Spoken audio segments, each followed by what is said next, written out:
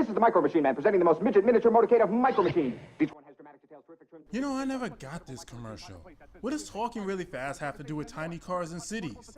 He's not tiny himself, just talking really fast. This was a really poor choice for an advertisement gimmick because nobody, and I mean nobody, asked their parents to buy them these things. It was always given to you as a gift that you didn't want or as a cheap-ass prize. And every single one of them stayed in the box they came in. At least Hot Wheels had the appeal of racing.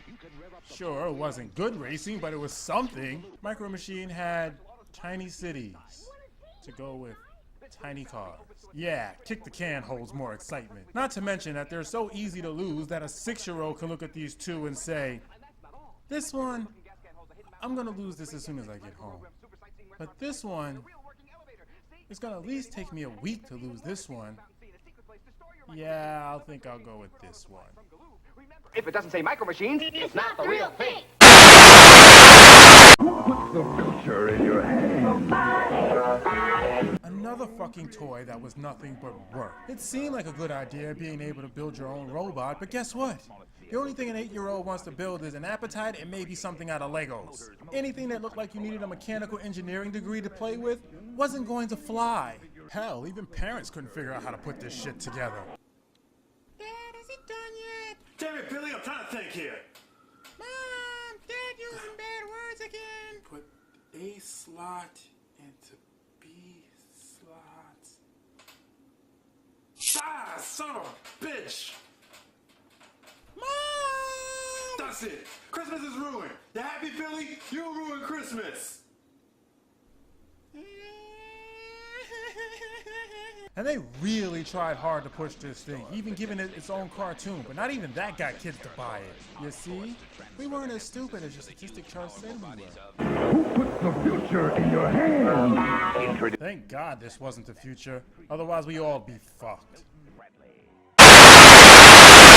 Magic Potty Baby, your bottles all time. Great. We go from another toy that requires work to another dumb toy geared towards young girls. I say it's dumb, not because it's for girls, but because of the concept behind it. She just pees. That's it. Doesn't make any noise, doesn't move, you can't feed her.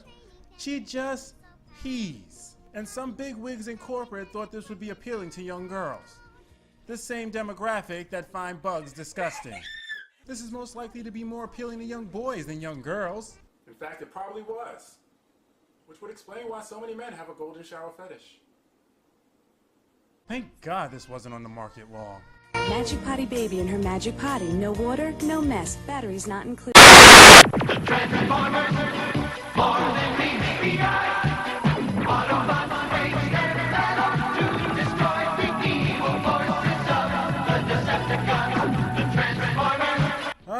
Transformers, one of the greatest toys ever made. Some of you might be surprised to find out that what you're seeing here wasn't the original Transformers design. You see this? This is the very first Bumblebee. See if I can remember how to transform it.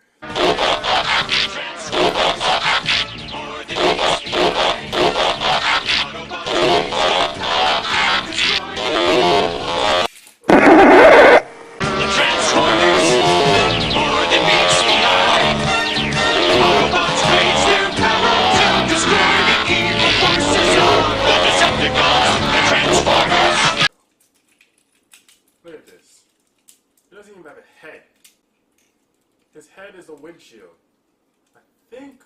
Nope, there's nothing in here. He doesn't even have a face in here. It's 2 seats. This is what Bumblebee used to look like. This is the first Bumblebee. I used to have the original Ironhide too, but he got ran over by my dad's minivan. Kind of poetic, don't you think? Reality-crushing fiction or life-destroying art or some shit like that. Anyway, I'm glad they changed the designs to the ones we're all more familiar with today. It led to better use of our imaginations and fonder memories. Was I the only one creeped out by this kid? Sold separately from Hasbro. If I talk about Transformers, I have to talk about Hasbro's most successful toy line, G.I. Joe. Like Barbie, G.I. Joe has been around for over 50 years, but unlike Barbie, G.I. Joe did fade into obscurity. Now don't get me wrong, the line never died, but there has been periods where there were just no advertisements for G.I. Joe. If you bought one during those times, it was because you were in a toy store and happened to see it. But even during those periods, G.I. Joe was still a young boy's wet dream. You had cool soldiers, cool weapons, bases, cool vehicles, and even cool villains. The only problem was how damn easily the things broke. If you had a collection of Joes, you know this well. More than half your Joes are broken and mostly in the crotch area.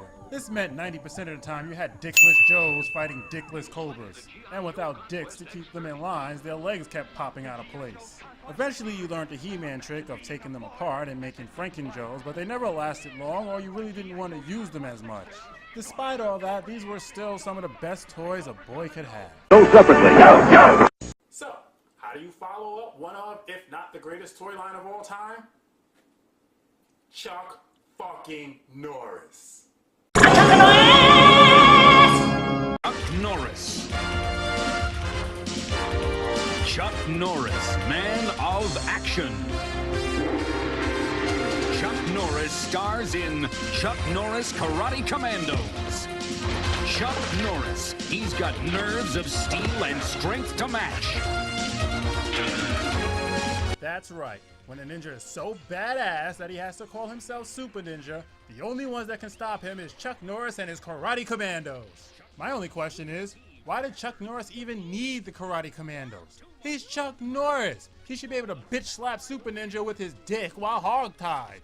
He can catch shurikens with his teeth while jump kicking the walls, bringing the building down on Super Ninja's heads, making the Karate Commandos look like window dressing. I don't know, they just seem like a waste of good janitors to me.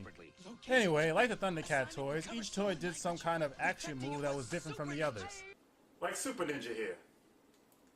Yeah, he used to have this like kung fu kick thing, but it doesn't work anymore. Oh wait, there it goes. Little something. Yeah, I got to the point where I was just doing this.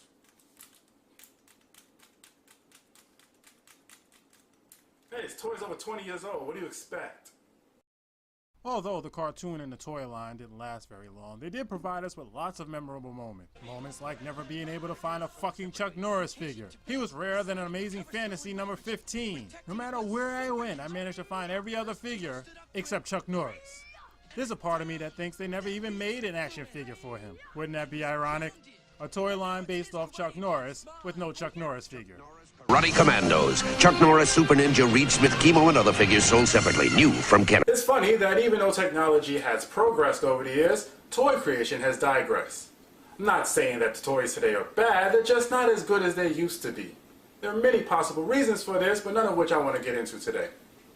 Well, thank you for joining me on this look to the past, and I hope you enjoyed it as much as I did. You know, I really wanted to end this on a funny note, but I don't have any jokes. That'll do. Chuck Norris. Chuck Norris, man of action. Chuck Norris stars in Chuck Norris Karate Commandos. Chuck Norris, he's got nerves of steel and strength to match.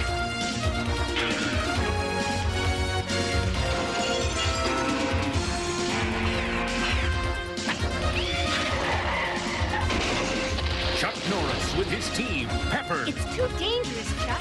Wow. Too much. Too much. Chemo, the samurai warrior. Reed, Chuck's teenage apprentice. Tabe, the sumo champion. With Chuck Norris, they battle the sinister forces of the Claw. Remember this. And the ruthless Super Ninja. I'll finish Norris. Chuck Norris stars in Chuck Norris Karate Commandos. Is it over? Bitch too, if you spent your entire childhood combing hair and changing fake diapers. Don't worry, ladies. I understand your pain. Together we can stand up against the oppression of your gender against the evil corporate toy manufacturers. Ow.